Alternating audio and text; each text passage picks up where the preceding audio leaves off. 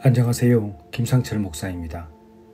오늘은 갈라디아서 2장 11절에서 14절 말씀을 통해 너무 가까이 가지 말라 라는 제목으로 새벽 묵상을 하도록 하겠습니다. 제가 본문을 읽겠습니다.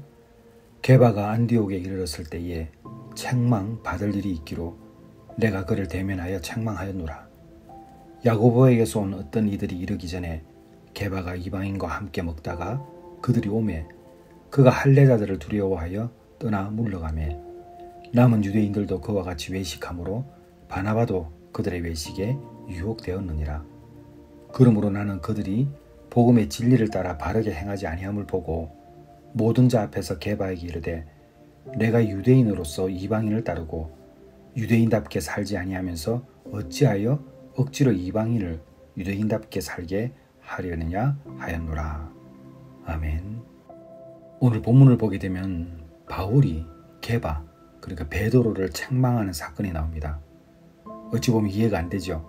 바울보다 훨씬 전에 예수님을 따랐던 사도 중에 사도이지 않습니까? 근데 그 베드로를 바울이 혼을 냅니다. 책망을 합니다.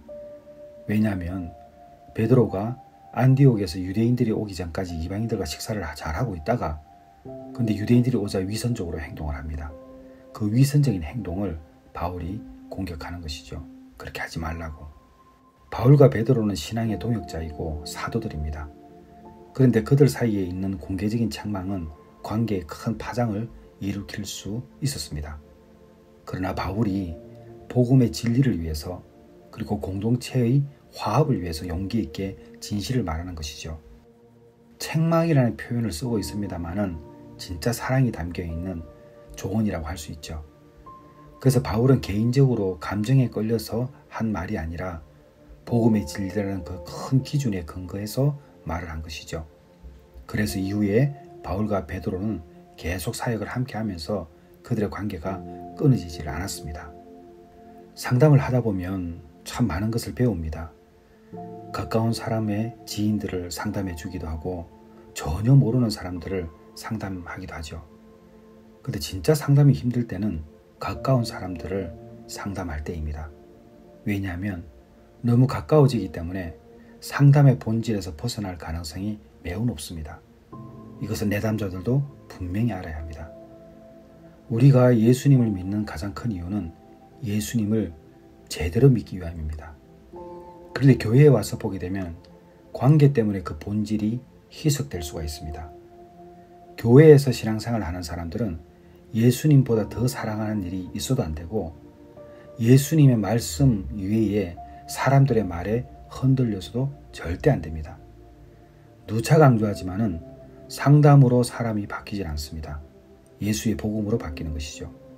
그래서 사람보다 먼저 주님을 생각해야 되고 사람의 조언보다 먼저 말씀을 생각해야 합니다.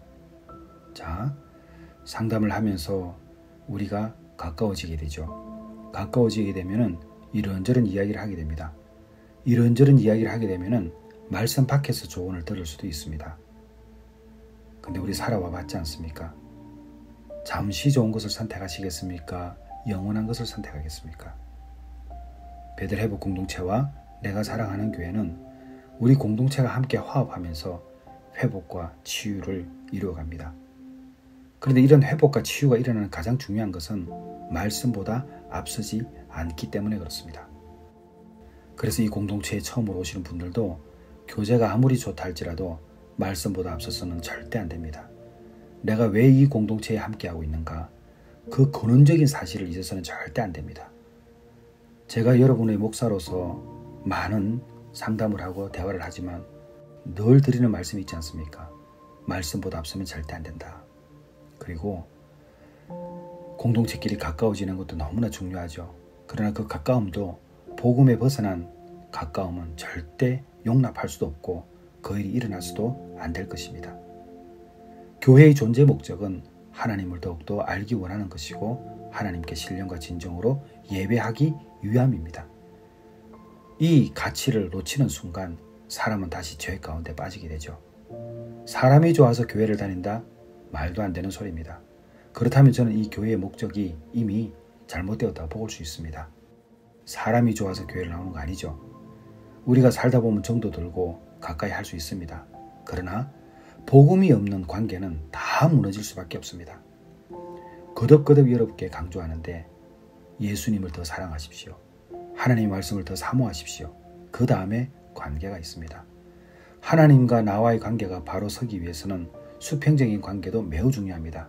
그러나 아무리 좋은 수평적인 관계도 수직적인 관계가 바로 서지 않으면 수평적인 관계는 아무 의미가 없습니다. 오늘 바울이 베드로를 책망한다고 말을 하고 있지만 그것은 사랑이 전제된 것입니다.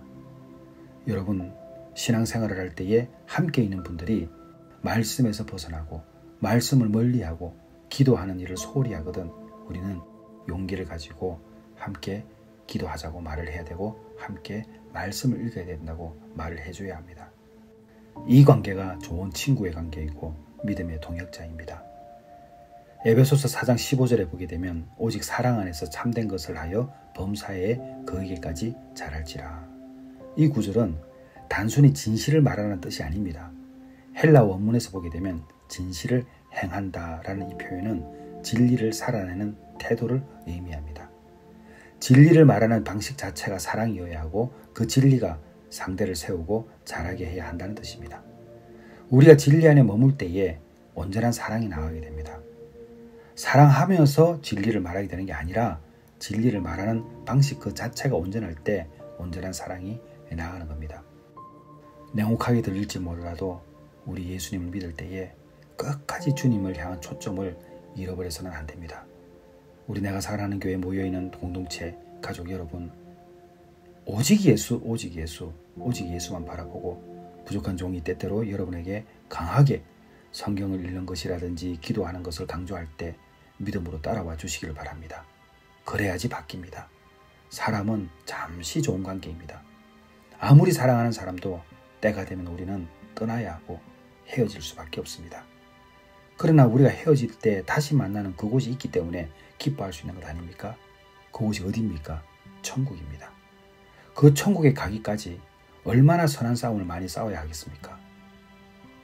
잠시의 즐거움에 만족하지 말고 내가 한두 달 좋아졌다 해서 좋아진 것 절대 아니라 우리가 예수님의 말씀을 즐겨 듣는 그 순간까지 그것이 세상 어느 것보다 좋다라고 느껴질 때 그때까지 우리는 한결같은 걸음을 걸어가야 할 것입니다.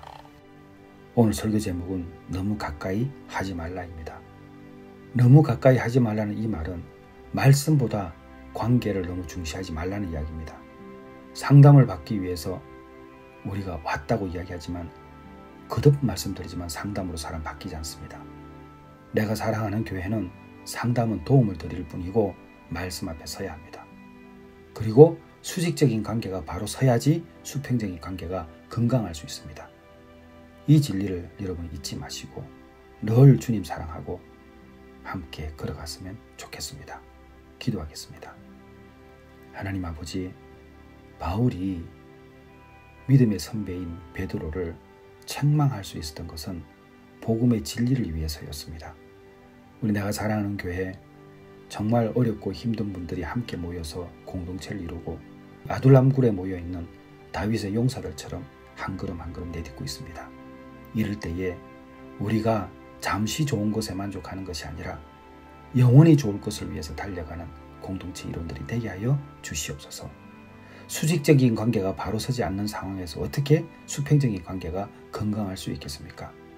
하나님과의 관계를 먼저 생각하고 매일매일 주님 사랑을 사모하면서 나갈 때 수평적인 관계가 사람에게 의지하지 않는 하나님을 의지하는 그 믿음의 사람으로 거듭나게 할 줄 믿습니다. 예수님의 이름으로 기도드렸사옵나이다. 아멘.